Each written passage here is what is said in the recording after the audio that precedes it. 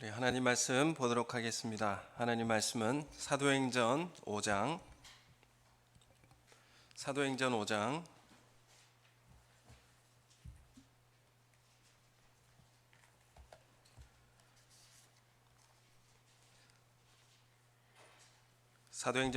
1절에서 11절까지 말씀을 제가 봉독하도록 하겠습니다. 사도행전 5장 1절에서 11절까지 말씀입니다. 아나니아라 하는 사람이 그의 아내 삽비라와 더불어 소유를 팔아 그 집에서 얼마를 감춤해 그 아내도 알더라. 얼마만 가져다가 사도들의 발 앞에 두니 베드로가 이르되 아나니아야 어찌하여 사탄이 내 마음에 가득하여 내가 성령을 속이고 땅값 얼마를 감추었느냐. 땅이 그대로 있을 때에는 내 땅이 아니며 판 후에도 내 마음대로 할 수가 없더냐. 어찌하여 이 일을 내 마음에 두었느냐. 사람에게 거짓말한 것이 아니요 하나님께로다. 아나니아가 이 말을 듣고 엎드러져 혼이 떠나니 이 일을 듣는 사람이 다 크게 두려워하더라. 젊은 사람들이 일어나 시신을 싸서 메고 나가 장사하니라. 3시간쯤 지나 그의 아내가 그 일어난 일을 알지 못하고 들어오니 베드로가 이르되 그 땅 판 값이 이것뿐이냐 내게 말하라 하니 이르되 예 이것뿐이라 하더라. 베드로가 이르되 너희가 어찌 함께 꾀하여 주의 영을 시험하려 하느냐. 보라 내 남편을 장사하고 오는 사람들의 발이 문 앞에 이르렀으니 또 너를 메어 내가리라 하니 곧 그가 베드로의 발 앞에 엎드려져 혼이 떠나는지라. 젊은 사람들이 들어와 죽은 것을 보고 메어다가 그의 남편 곁에 장사하니 온 교회와 이 일을 듣는 사람들이 다 크게 두려워하니라. 아멘. 반갑습니다. 우리 가정에서 함께 온라인으로 예배 드리시는 우리 성도님들 함께 가족들과 인사하겠습니다. 사랑하고 축복합니다. 인사하시고요. 우리 앞뒤 좌우에 계신 분들과 또 인사하겠습니다. 감사합니다. 하루속히 또 우리 2.5단계가 좀 완화되어 가지고 어느 정도 수라도 좀 함께 모여서 예배 드릴 수 있는 날이 좀 속히 왔으면 좋겠습니다. 이게 한 2년 간다고 하는 사람들도 있고 또 어떤 사람들은 4년 간다고 하는 사람들도 있는데 우리가 그 주어진 환경을 잘 이제 새로운 창조적 생각을 가지고 만들어낼 수 있는 그런 우리 마음들이 되었으면 좋겠습니다. 오늘 사도행전 2장부터 4장까지의 내용은 초대교회의 태동기, 신혼기 이렇게 말씀드릴 수가 있겠습니다. 교회가 처음 시작되었을 때에 탄생했을 때에 그런 내용을 이제 우리가 2장부터 4장까지 이렇게 보았다면 5장부터는 어떤 내용들이 전개되는가 이렇게 확인해 볼 때에 우리가 교회의 구호를 이렇게 이야기하지 않습니까? 초대교회로 돌아가자. 초대교회의 모습으로 다시 회복하자. 이런 이야기를 많이 합니다. 그래서 이 초대교회 처음 이제 세워졌을 때의 교회가 어떤 이상적인 교회로 우리가 보기 때문에 초대교회로 다시 회복하자. 이런 이야기를 할 것입니다. 사실 이 이상적이다라고 하는 교회, 초대교회가 가진 이상적이라고 하는 것이 뭐 교인 수가 많다거나 아니면 역사와 전통이 빛난다 이런 의미는 아닐 것입니다. 그러면 초대교회가 처음 교회가 가지고 있는 그 좋은 점은 무엇일까요? 그것은 순결성입니다. 불순물이 없다. 그런 의미가 담겨 있는 것이죠.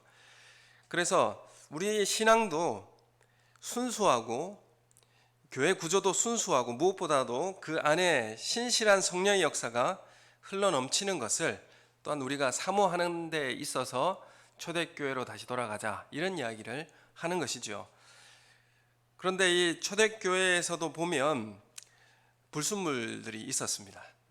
거기에도 완전하지 못했다라는 것을 우리가 알게 됩니다. 초대교회가 최초로 생긴 지 1년이 지나는 동안 순수한 교회로 세워져 갔어요. 교회를 왜 지금 이 초대교회를 순수한 교회의 원형으로 이야기하느냐 하면 우리가 이때에 교회가 순수했고 또한 순결했다라고 하는 것을 우리가 확인할 수 있기 때문에 그렇습니다. 초대교회로 돌아가자고 하는 이 요구는 이 시대를 살아가는 우리에게도 똑같이 요청되어지고 있습니다. 예루살렘 초창기의 교회에는 규모나 조직이 오늘날과 같이 이렇게 잘 짜여져 있지 않았을 것입니다. 그 당시의 외형을 따라 구조를 카피하고 그 정도로 따라간다는 것은 아닐 것입니다. 우리가 초대교회의 모습으로 돌아가자고 하는 것은 그 순수함과 그 성령 하나님의 순종과 또 절대적인 성령 하나님의 통치 가운데 들어가 있는 그런 교회의 모습으로 다시 회복하자, 그런 의미가 담겨 있습니다. 이 당시에 순수한 교회의 모습을 규정짓는 중요한 요소는 무엇인가에 대해서 한번 생각해 볼 때 왜 이 교회는 순수하고 순결했을까라고 이렇게 이제 질문을 해볼 수 있습니다. 왜 그랬을까요? 우리가 잘 알다시피 2장부터 계속 말씀드렸다시피 이 교회가 이렇게 순수한 교회의 모습을 가지고 있었던 이유는 성령 충만이었습니다. 우리가 앞서 저번 주부터 계속 우리가 나누고 있는데 2장도 그렇고 4장도 그렇고 그들이 다 성령의 충만함을 받았다 하심에 따라서 방언으로 이야기하고 하나님의 크신 일을 나타내었고 부활의 증인이 되었고 그리고 자신의 소유를 자신의 것으로 여기지 않고 나누어 주고 유무상통하는 그런 공동체가 되었고 그 지역의 사람들에게 칭찬을 받았습니다. 그래서 많은 사람들이 교회에 들어오게 되었고 믿는 사람들이 수를 더하게 되었더라, 이렇게 평가를 하고 있습니다. 이 성령 충만이라고 하는 것이 이 교회를 이러한 교회로 만들어내었다라는 것을 우리가 확인하게 됩니다. 어떤 구조를 따라하고 형태를 따라한다고 해서 그 교회를 따라갈 수가 없다는 것이죠. 그럼 우리가 처음 이 교회의 순수성으로 다시 돌아가기 위해서는, 순결성으로 다시 돌아가기 위해서는 성령 충만이 필요하다는 것을 말씀하고 있는 것입니다. 성령 충만을 무엇이라고 말씀드릴 수 있을까요? 성령 충만이라는 것은 무엇일까요? 그것은 성령에 지배받는 사람, 성령의 통치를 받는 사람, 그 사람을 성령 충만한 사람이다, 성령 충만하다, 이렇게 말씀드릴 수가 있습니다. 성경이 말하는 성령 충만의 증거는 성령에 사로잡힌 사람이냐 아니면 성령에 지배하는 대로 복종하느냐, 이것을 충족시키는 사람이라 이렇게 말씀드릴 수 있습니다. 그래서 이렇게 말하죠. 나는 성령의 소욕에 이끌리는 사람인가 아니면 육신의 소욕에 이끌리는 사람인가, 이것을 통하여서 내가 하나님의 지배를 받고 있는가, 통치를 받고 있는가, 아니면 나의 육신적 욕망을 따라서 지배받고 있는 삶인가를 확인할 수가 있게 되는 것입니다. 에베소서 5장에도 보면 성령으로 충만함을 받으라, 교회에게 이렇게 말씀하지 않습니까? 우리 교회가 계속 이제 사도행전을 하면서 성령 충만함을 받으셔야 됩니다. 그 방법은 말씀과 기도입니다. 이걸 계속 말씀드리고 있습니다. 그래서 우리가 이 성령 충만함을 소유해야만이 초대 교회의 순수성, 순결함으로 다시 돌아갈 수가 있는 것입니다. 오늘 이 5장에서는 이 초대교회가 완전한 교회는 아니라는 것을 알 수 있다는 것이 뭐냐면 여기에도 불순물이 있었다는 것을 우리가 알게 되는 것이죠. 우리가 잘 아는 이 아나니아와 삽비라 부부의 내용이 나오는데 이 부부의 잘못이 무엇이었을까? 이 부부의 잘못이 무엇인가요? 왜 이 부부의 죄는 이토록 가혹하게 다루어져야 하는가? 우리가 질문을 할 수가 있습니다. 그래서 이러한 질문 가운데 이 우리의 헌금 생활을 긴장하게 만드는 일들도 있습니다. 이 부부의 죄가 헌금 액수를 속여서 거짓말한 것이 문제라고 한다면 우리의 헌금 생활도 항상 정직하다고 할 수 없기 때문에 우리도 이 심판에 자유하지 못하게 되는 것입니다. 땅 좀 팔아서 헌금을 하나도 안 했다면 모르지만 그 중에 얼마를 냈는데 하나님께서 이렇게 하실 수 있는가? 라고 그렇게 말할 수 있습니다. 아니 땅을 다 팔고 그렇게 해가지고 헌금을 많이 내었는데 그렇다고 해서 이렇게까지 할 필요가 있는가? 이런 궁금증을 우리가 가질 수 있게 되는 것입니다. 이 당시에 교회가 막 탄생한 시기였죠. 그래서 교회가 아주 순수했습니다. 그리고 이 순수성을 보존하고 그 씨앗이라고 하는 것이 막 태어나면 이제 그것이 순수해야 되는 것이고, 그것을 통하여서 자라나야 되는 것인데, 처음부터 이 잘못 불순물이 섞여 있는 상태에서 자라가게 되면, 그럼 자라났을 때에도 그런 병든 모습으로 이제 자라갈 수밖에 없는 것이죠. 그래서 처음 태어났을 때 그런 것들을 깨끗이 청소하고 씻어낼 필요가 있다는 것입니다. 그래서 이 아나니아와 삽비라 사건에는 초대교회의 이 순수성을 보존하시려고 하는 하나님의 강한 의지가 담겨 있습니다.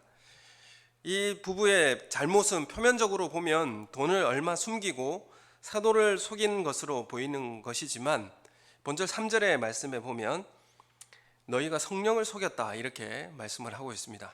또 그의 아내 삽비라도 남편이 하는 것을 막지 않고 묵인한 잘못밖에 없는 것 같지만, 실제로 9절에 나와 있는 바와 같이 너는 주의 영을 시험한 죄를 지었다 이렇게 말씀하고 있습니다. 또 하나, 이 초대교회의 가장 큰 자랑이라고 하는 것이 무엇이었습니까? 그것은 재산과 소유를 각 사람의 필요에 따라 나누어 준 것입니다.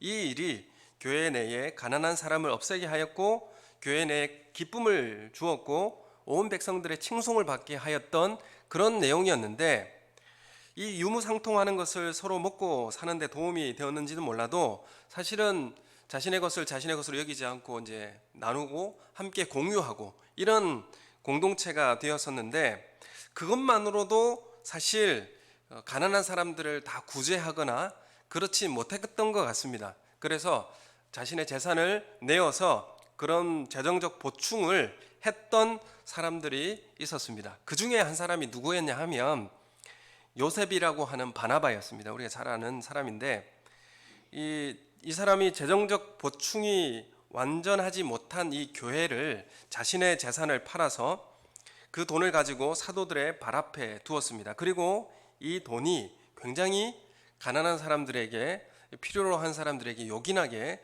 쓰였던 것 같습니다. 왜냐하면 바나바라고 하는 이 사람의 자신의 밭을 팔아서 그 돈을 사용함에 있어서 많은 사람들이 혜택을 받게 되었고, 그것으로 위로를 받았던 것 같습니다.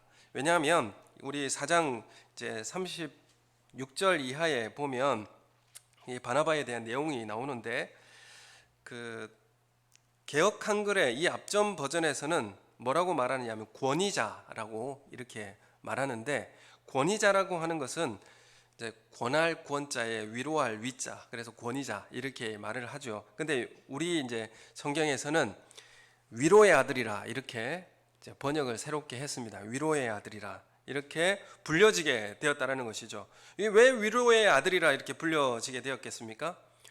그가 한 그 밭을 팔아가지고 그 돈을 이제 내어서 많은 사람들이, 힘들고 어려웠던 사람들이 위로를 받았기 때문에 그 사람을 칭송하여 위로자라 이렇게 부르게 된 것이죠. 그래서 온 교회는 이제 바나바를 위로의 아들이라고 부르면서 칭송하였던 것입니다.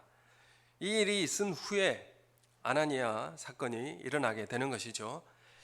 그들의 문제는, 이 부부의 문제는 뭐냐면 헌금을 속인 것이 1차적 본질은 아닙니다. 그들의 잘못된 목적이 무엇이냐 하면 바나바가 받았던 이 칭송, 이 영광이 탐났던 것입니다. 그것을 바라고 따라 했던 것이죠. 그래서 이 잘못된 목적을 이루기 위해서 쓴 방법이 뭐냐 하면, 베드로가 꾸짖을 때 어찌하여 사탄이 내 마음에 가득하여 내가 성령을 속이고 땅값 얼마를 감추었느냐 이렇게 지적하고 있는 것이죠. 그래서 사람 앞에서 뭘 얻고 싶은 것입니까? 바나바가 가졌던 그 명성, 그 칭송, 그 칭찬을 듣고 싶어서 성령을 속인 것입니다. 이게 이제 아나니아 사건의 핵심인 것이죠. 그래서 그가 얻고 싶었던 것, 이 아나니아 삽비라 부부가 얻고 싶었던 것이 무엇입니까? 하나님 앞의 칭찬이 아니라 사람 앞에서의 칭찬과 박수를 원하였습니다. 이것은 뭐가 됩니까? 이것이 위선적 신앙이 되는 것이죠. 그래서 성령 충만 없이 일하려고 할 때에 어떤 신앙이 자리 잡게 되느냐 하면 위선적 신앙이 자리 잡을 수밖에 없습니다. 하나님 앞에서 칭찬, 하나님 앞에서 기쁨을 소유하기를 원하느냐, 사람 앞에서의 칭찬과 박수를 받고 싶으냐, 이 중간에 서게 되는 것인데, 이 아나니아는 사람의 명성을 따라서 하나님을 속이게 된 결과가 되었고, 결국 이것은 위선적 신앙이 되었다는 것이죠. 위선이라고 하는 것은 나를 사랑하는 우상입니다. 교회에서 이 신령한 모습과 아름다운 공동체로 만들어가는 데 있어서 그 생명력을 파괴하는 데 있어서 가장 그 중심에 있는 게 뭐냐면 위선입니다. 위선적 신앙인 것이죠. 그래서 우리 교회가 생명력 있는 교회로 자라가기 위해서는 이 위선적 신앙을 깨트려야 합니다. 위선적 신앙은 형태를 만들어내고 그 틀 안에서 뭘 누리려고 하느냐면 존재감, 안정감, 사람들에게 받는 그런 위로들, 도리어 사람들에게 받는 칭송들로 인하여서 안정감을 누리려고 하는 것이 그 중심의 위선적 신앙이 가는 길입니다. 여러분, 우리가 위로부터 임하는 성령의 충만 없이 교회 공동체에 참여하여 일할 때에 아나니아와 삽비라처럼 위선의 유혹을 받기가 쉽습니다. 우리가 종교적인 그런 의식에 우리가 이제 잘 하고 있다고 해서 그것이 하나님 편에서 옳은 것인가라는 것은 다른 문제라 이렇게 말씀드릴 수 있습니다. 우리가 어떤 형태를 만들어내야 거기에 우리의 마음을 담을 수 있지 않겠습니까? 그렇지만 마음이 없이 형태만 가지고 있다면 그거는 위선적 신앙이 될 수밖에 없는 것이죠. 여러분, 우리는 이 시대를 돌아보면서 우리가 깊이 생각해 볼 것이 있습니다. 시간이 되면 교회에 나오고 뭘 해야 될 줄 알고 어떤 것을 한다는 것은 잘 알고 있습니다. 그래서 시간 내에 되면 뭐 할 수도 있었고 어떤 것을 할 수도 전도도 할 수 있었고 그런 것도 할 수 있었습니다. 그런데 이 종이 울리는 것이 없어지니까 우리 삶이 어떻게 됐는지 우리 삶을 이 시대에 확인을 해볼 수가 있는 시간이 된 것 같습니다. 우리가 얼마나 어떤 그 위선적인 신앙을 저마저도 가지고 있었는지에 대해서 우리는 이 시대를 통해서 우리가 확인할 수 있는 그런 어떤 면으로 좋은 기회라고 생각되어집니다. 그래서 정말 진실하고 순수한 순결한 그런 신앙을 내가 가지고 있는가, 아니면 사람 앞에서 칭찬과 박수를 받기 위해서 하는 신앙인가 한번 돌아보게 되어지는 귀한 기간이라고 생각되어집니다. 저와 또한 우리 성도님들이 이번 기간 동안에 내가 얼마나 망가질 수 있는가, 내가 정말 얼마나 하나님 앞에서 멀리 갈 수 있는가를 또한 이 기간 동안에 확인할 수 있지는 않는가 한번 돌이켜보게 되는 것입니다. 우리가 위로부터 임하는 성령의 충만, 이것은 위로부터라고 하는 것은 아래에서부터 공급되는 게 아니라는 것이죠. 아래에서 공급되는 것이라면 우리가 내 안에서 아니면 우리의 사람의 능력 가운데서 오는 것이 아니라 위로부터라고 하는 것은 오직 하나님으로부터만 온다라는 것을 이야기하고 있어요. 위로부터라고 하는 것은 어떤 뭐 하늘에서 내려온다 이런 의미가 아니라 하나님으로부터만 우리에게 주어질 수 있다라는 것을 말하기 위해서 위로부터라 이렇게 말하는 것입니다. 성령 충만이라고 하는 것은 내 안에서 생성되지 않습니다. 사람들과의 관계 생성되지 않아요. 하나님과의 관계 가운데서 임하는 역사가 성령의 충만함입니다. 그래서 우리 교회 공동체가 성령 충만함을 소유하시고 사모하는 우리 성도님들 되시기를 예수님 이름으로 소원합니다. 여러분, 우리가 성령 충만함이 없이 교회 공동체에 일하고 참여하게 될 때에 우리는 아나니아와 삽비라처럼 위선의 유혹을 받게 된다는 것입니다. 거짓 명예, 사람의 박수를 의식하지 말고 하나님께 충성하는 우리 사랑하는 성도님들 되시기를 예수님 이름으로 축원합니다. 여러분, 하나님을 사랑하고 하나님만을 의식하는 삶을 살면 사람에게도 잘하게 되어 있습니다. 여러분, 하나님을 사랑하고 하나님을 존재를 의식하고 살아가는 삶은 사람들 생각하고 그 사람들 긍휼히 여기는 삶을 살 수 있게 됩니다. 그래서 우리가 하나님을 사랑하고 또한 이 거짓 명예를 추구하는 이런 삶을 살지 않는 이 위선의 유혹을 벗어나는, 그래서 성령 충만을 사모하는 우리 성도님들 되시기를 예수님의 이름으로 소원합니다. 우리의 성령 충만한 교회, 성령 충만한 성도들 사이에서 일어난 이 아나니아와 삽비라 사건은 민감한 사안이 아닐 수 없습니다. 이들이 지은 죄는 성령을 속이고 성령의 역사를 거역한 것이었기 때문에 그렇습니다. 그러면 우리가 이 위선적 신앙이라고 하는 것은 어떤 죄입니까? 결국 성령을 속이게 되는 것이고 성령의 역사를 거역하는 일이 된다는 것입니다. 그래서 5장 오늘 본문에 보면 이 죄로 인해서 5장 5절에 보면 듣는 사람이 다 두려워했다 이렇게 말씀하고 있고, 5장 11절에도 이 온 교회와 이 일을 듣는 사람들이 다 크게 두려워하였다 이렇게 고백을 하고 있습니다. 그래서 이 두려워하다는 말이 반복되고 있는데 이 죄에 대한 두려움이죠.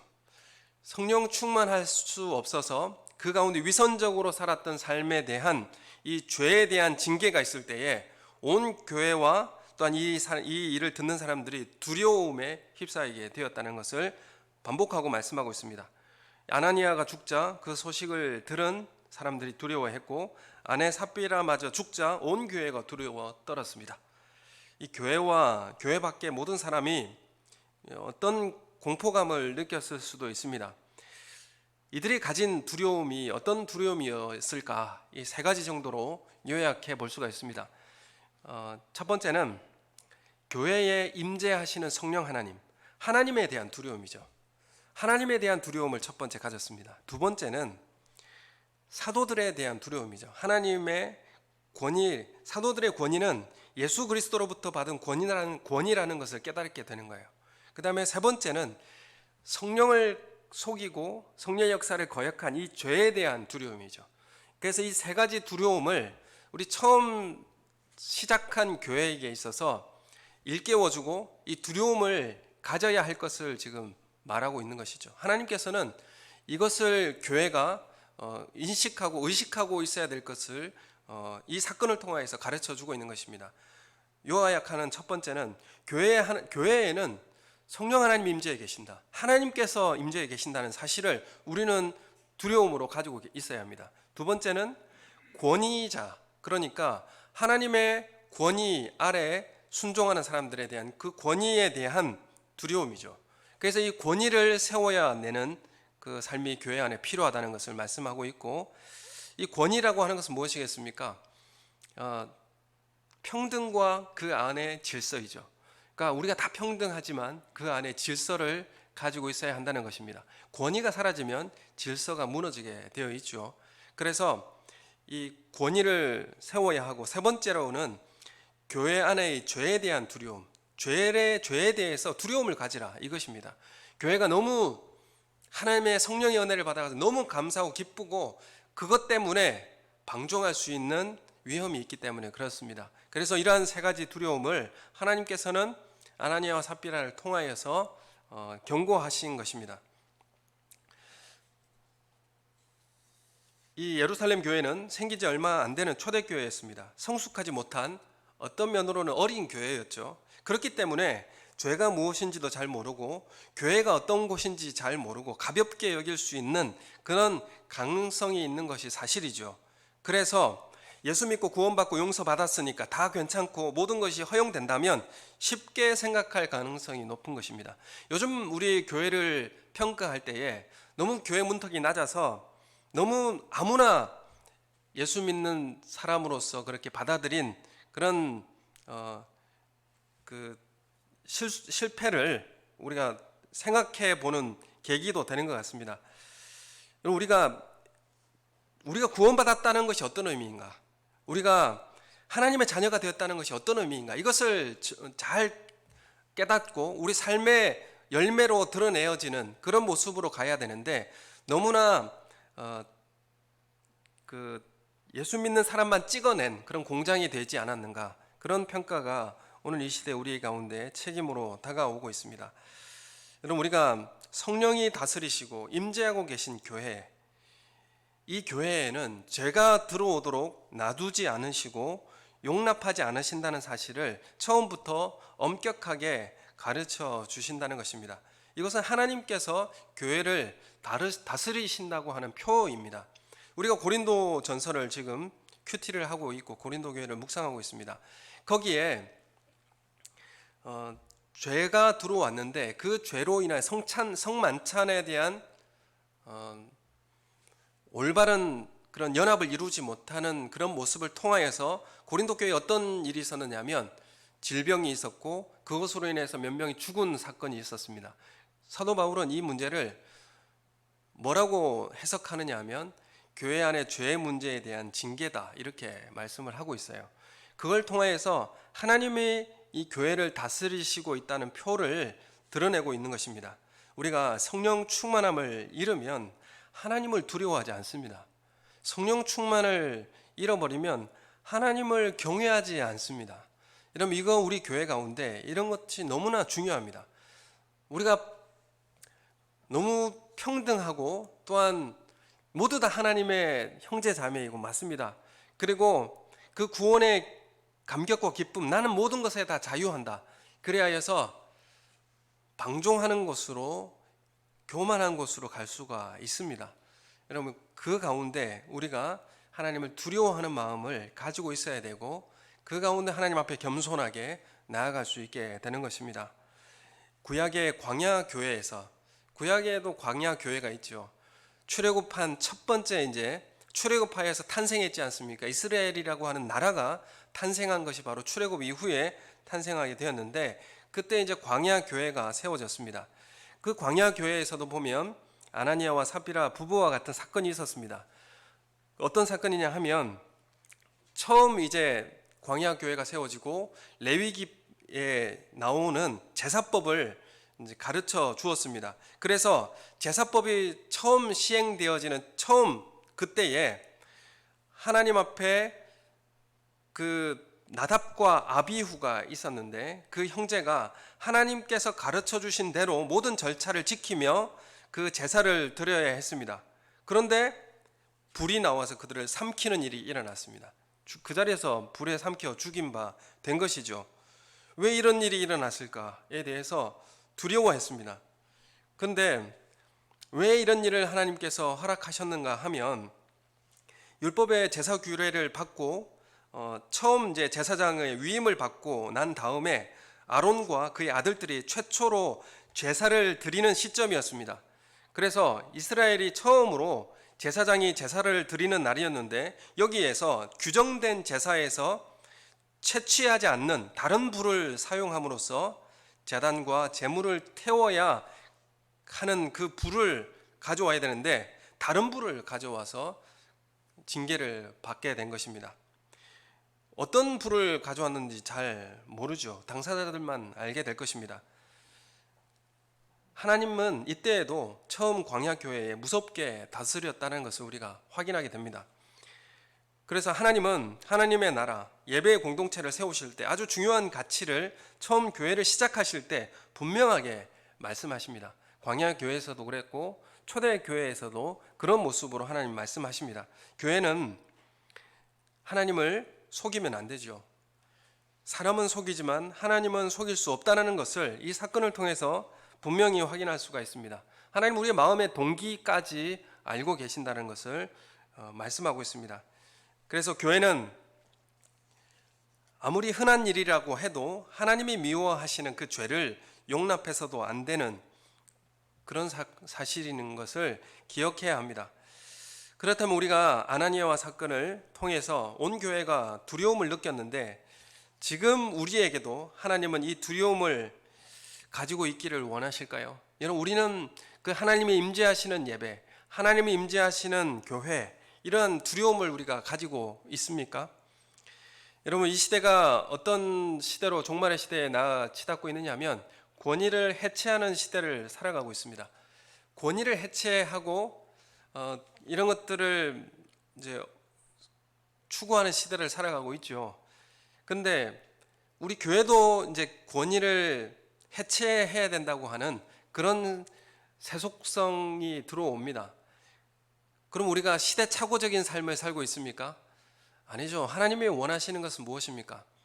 평등합니다. 고린도전서에서도 보면 남자와 여자의 평등성을 이야기합니다. 또한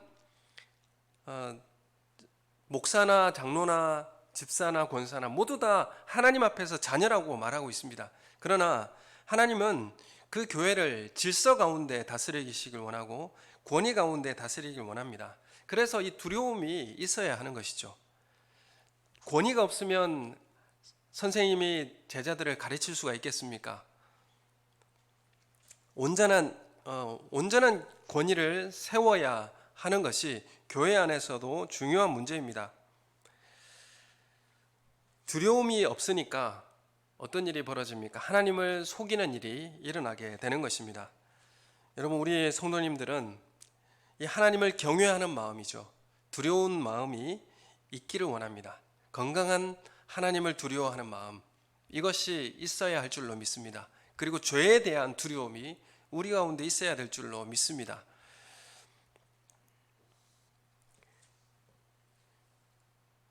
이 두려움이 우리를 인하여서 죄를 예방하게 하는 것이죠. 시내 산에서 하나님의 임재가 두려워서 그 임재를 떠났습니다. 이스라엘이 떠나자 어떤 일이 일어났습니까? 바로 죄를 지었죠. 금송아지를 만들었지 않습니까? 그래서 이 경외함, 그 두려움 가운데 하나님의 말씀을 받을 때에 그들은 안전했고, 또한 그들은 하나님의 예배 가운데 나아갈 수 있었는데, 그들의 임재를 떠나자 죄를 짓게 되었다는 것이죠. 우리가 잠언에서도 보면, 시편에서도 그렇고 전도서에서도 그렇고 하나님을 경외한다고 하는 것이 어떤 의미인지를 분명하게 말하고 있습니다. 경외한다라는 말은 두 가지가 함께 들어있죠. 두려워하는 마음, 존경하는 마음. 그거 두 가지가 한 단어 안에 경외함으로 담겨 있는 것입니다. 그래서 이 두 가지의 마음을 함께 가지고 있어야만이 잠언 1장 7절에서도 보면 하나님을 경외하는 것이 지식의 근본이거늘 미련한 자는 지혜와 훈계를 멸시하느니라, 이렇게 말씀하고 있습니다. 그래서 우리에게 주어진 것, 구원은 이미 우리가 받아서 하나님의 백성이 되었지만 아직 완전하지 않습니다. 이 긴장 가운데 살아가게 되고, 사랑 안에 또한 징계가 있습니다. 하나님의 사랑하는 자녀입니다. 그렇지만 사랑하는 자녀이기 때문에 징계하신다고 말씀하고 계세요. 또한 평등이 있지만 그 가운데 질서가 함께 있어야 합니다. 여러분, 이것들을 균형 있게 우리가 교회와 우리 삶을 통하여서 이루어가는 우리 성도님들 되시기를 예수님의 이름으로 소원합니다. 여러분, 우리는 하나님을 두려워합니까? 하나님을 경외하십니까? 아니면 하나님이 두려우십니까? 아니면 세상이 두렵습니까? 이렇게 물어볼 수 있죠. 하나님이 두려운가? 아니면 사람이 두려운가? 여러분, 자본주의 시대에는 두려움이 많습니다. 우리가 이 세상에 살아갈 때 두려움이 참 많지 않습니까? 카드빚이 늘어나는데 수입이 늘지 않는 것에 대한 공포가 있고, 또한 성적이 떨어지는 것에 대한 공포, 또 치열한 경쟁 속에서 갈수록 어려워진 이런 취업, 그리고 삶에 대한 공포, 그리고 노년에 어떻게 살아야 될지에 대한 두려움과 공포, 이런 것들이 이 시대, 자본주의 시대에는 항상 있습니다. 세상은 두려움을 부풀립니다. 넌 그렇게 해서 못 살아, 이렇게 이야기하는 것이죠. 지금 그런 돈을 모아놓지 않고 어떻게 살아갈 수 있겠어, 노년에, 이렇게 두려움을 부풀립니다. 여러 가지 명품이 없으면 뒤처질 수밖에 없어, 이런 이제 두려움도 있고, 영어 못하면 사회에서 도태돼, 이런 이야기도 많이 하죠. 이 세상은 이 두려움을 어떻게 이기게 만드냐 하면 돈과 소비와 또 소유를 통해서 물리치라고 합니다. 그런데 이 두려움이, 세상이 주는 두려움이, 내가 돈을 많이 소유하고 많은 소비를 하고 많은 것을 가지면 이 두려움이 없어지는가? 여러분, 이 세상이 주는 이 두려움 때문에 결국 서로를 배려하지 못하게 되고 결국 메마른 관계가 만들어지게 되는 것이죠. 여러분, 결국 이 두려움이 결국 서로의 관계를 깨트리는 관계로 나아가게 되었습니다. 그러나 성령 충만한 공동체는 어떻게 되었습니까? 여러분, 서로에 대한 소유를 나누어 주고 그리고 그들의 필요에 따라 나누어 주는 그런 삶이 되어서 그들이 하나 되어지는, 한 마음이 되어지는 공동체가 되었고, 많은 사람들의 칭송받는 그런 관계가 되었다라는 것을 우리가 알게 됩니다. 여러분, 우리가 이 위선적 신앙과 하나님을 두려워하는 마음이 사라진 우리를 돌아보면서 언제부터 우리의 마음에는 이런 하나님을 경외하는 마음과 순수한 마음이 퇴색되었을까? 우리가 우리의 삶을 한번 돌아보길 원합니다. 언제부터 우리는 우리의 마음속에 하나님을 경외하는 마음과 순수성이 우리는 퇴색되었을까? 한번 돌아보는 기간이 되었으면 좋겠습니다. 예루살렘 교회처럼 순수한 교회의 모습, 예수 그리스도께 사로잡히지 않는다면, 성령 충만을 사모하지 않는다면 앞으로 점점 더 거세지는 이 세속주의의 물결, 또 우리에게 찾아온 이 두려움을 감당해내기 어려울 것입니다. 이 초대교회 성도들이 성령 충만함과 하나님의 지배 가운데, 통치 가운데 그 세상의 두려움을 물리친 거예요. 세상의 그 두려움을 이겨낸 것입니다. 담대함을 소유했다는 것이죠. 그들이 여전히 십자가에 못 박은 그런 위세등등한 그 사람들 앞에서 예수 그리스도의 부활을 증거하였고 담대하게 선포했습니다. 그리고 그들이 가지고 있는 소유, 돈을 나누는 그런 담대함을 소유하게 되었다는 것입니다. 여러분, 무엇이 이들을 이렇게 만들었습니까? 무엇이 교회를 이토록 순결하고 하나님을 두려워하는 그런 모습으로 만들어냈습니까? 성령 충만함이지 않습니까?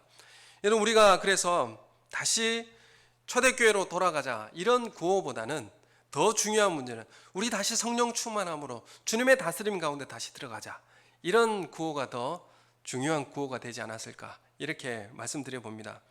여러분, 성령 충만하지 않으면 하나님 경외함을 잃어버리고 사람에게 얻을 명성을 따라 위선적 세속성을 따라가게 될 것입니다. 여러분, 이 시대에 핍박보다 더 무서운 것은 부패입니다. 핍박은 오히려 우리를 잠에서 깨워주지만 세속화는 우리로 하여금 병들었으면서도 병들지 않은 것처럼 우리를 가장하도록 만들기 때문에 더 무서운 것이 바로 우리 가운데 찾아온 이 부패, 위선이라는 것입니다. 여러분, 지금과 같은 이 고난의 때에 두 가지 부류가 있을 수 있습니다. 이 고난의 때에 하나님을 아예 떠나든지, 아니면 이 고난의 때에 하나님을 더 깊이 만나든지, 두 가지 현상이 나타난다고 하는데, 여러분 어느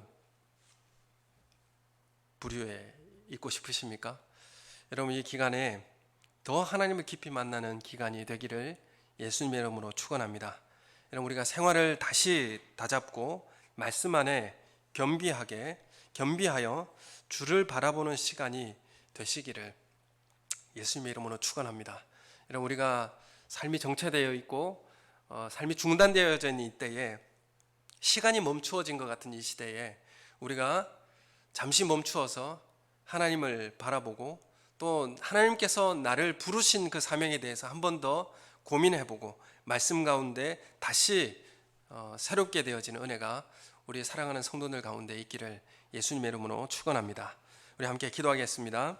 우리 교회와 우리의 삶이 하나님 성령으로 충만케 하여 주시고 말씀과 기도로 하나님의 통치와 다스림 가운데 다시 들어가게 하여 주시옵소서. 하나님을 경외하는 삶을 살게 하여 주시옵소서.